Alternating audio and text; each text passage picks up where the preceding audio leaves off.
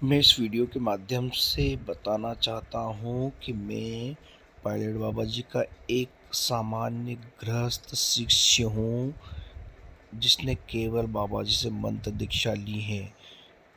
अतः मेरे द्वारा की गई व्याख्या में त्रुटि संभव है। यदि आपको और अधिक इस संबंध में जानना है तो बाबा जी का साहित्य पढ़िए और बाबा जी से संपर्क कीजिए या उनके सन्यासी शिष्यों के संपर्क में रहिए। गलती के लिए मैं क्षमा प्रार्थी हूँ। बाबा जी दृष्टा को समझाते हुए कहते हैं कि जब कोई व्यक्ति पानी में अपना आकृति देखना चाहता है तब उसे सेल्फ या ही दिखाई देता है, क्योंकि वह उसमें रहता है और ये समझता है कि जो पानी में जो आकृति बन रही है वो तो हमेशा बदलती रहती है। यदि आप पानी को हिला दो तो बदलती रहती है। और जो देखने वाला है, जो दृष्टा है, वो ही सेल्फ है, क्योंकि वो बदलता नहीं है। दृश्य बदलते हैं, देखने वाला नहीं बदलता है। और जो स्व है, जो सेल्फ है, वो क्या है? कॉन्शसनेस है, सजगता है, लेकिन वो अपने आप को दृश्य समझती है। अर्थात दृष्टा अपने आप को दृश्य समझने लगता है, जबकि दृष्टा दृश्य नहीं है, वो तो दृष्टा हैं। दृश्य तो वो हैं जो बदलते रहते हैं।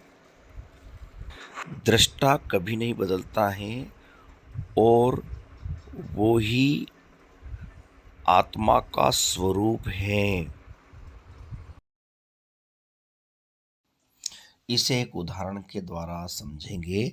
यदि आप भूमध्य पर ध्यान कर रहे हो या भूमध्य पर सजगता को ले जा रहे हो, तो जो तुम हो वो दृष्टा हो, क्योंकि तुम भूमध्य पर सजगता को बनाए रख रहे हो। और जो सामने तुम्हें दिखाई दे रहे हैं वे विचार हैं जो बदलते रहते हैं। कभी ये विचार आएगा, कभी वो विचार आएगा, कभी भूतकाल का विचार आएगा, कभी भविष्यकाल का विचार आएगा, लेकिन जो देखने वाला है वो कभी नहीं बदलता, वो ही दृष्टा है। अतः दृश्य में मत उलझो, विचारों में मत उलझो। उन विचारों को जो देखने वाला है, दृष्टा, उसको पकड़ो तो तुम स्व तक पहुंच जाओगे और वो ही आत्मा का घर है। जब हम भूमध्य पर ध्यान कर रहे हैं या सजगता को बनाए रख रहे हैं, तब जो भूमध्य पर ध्यान कर रहा है वो दृष्टा है।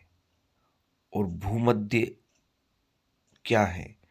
वो दृश्य है। अतः हमारे देखने वाला यानी कि दृष्टा और भूमध्य यानी कि दृश्य के बीच में जो क्रिया हो रही है वो दर्शन है। जब दृष्टा यानी कि देखने वाला और दृश्य यानी कि भूमध्य और उनके बीच में जो क्रिया हो रही है दर्शन, ये तीनों एक हो जाते हैं। दृष्टा, दृश्य और दर्शन जब तीनों एक हो जाते हैं और जब जो घटना घटती है उसे ध्यान कहते हैं। अतः जब हम ध्यान में रहते हैं तब हमें अनुभूति होती है आई एम यानी कि मैं हूँ की अनुभूति होती है। एक व्यक्ति ने बाबा जी से प्रश्न पूछा कि बाबा जी, मुझे यह कैसे पता लगेगा कि मैं ध्यान में हूँ या समाधि में? तब बाबा जी जवाब देते हुए बताते हैं कि जब तुम्हें यह लगे कि मैं हूँ केवल, आई एम, तब तुम ध्यान में हो। लेकिन जब तुम्हें यह लगे कि मैं हर जगह हूँ, तब तुम समाधि में हो। तब तुम समाधि में हो। महायोगी पायलट बाबा जी के चरणों में वंदन। ओम नमः शिवाय।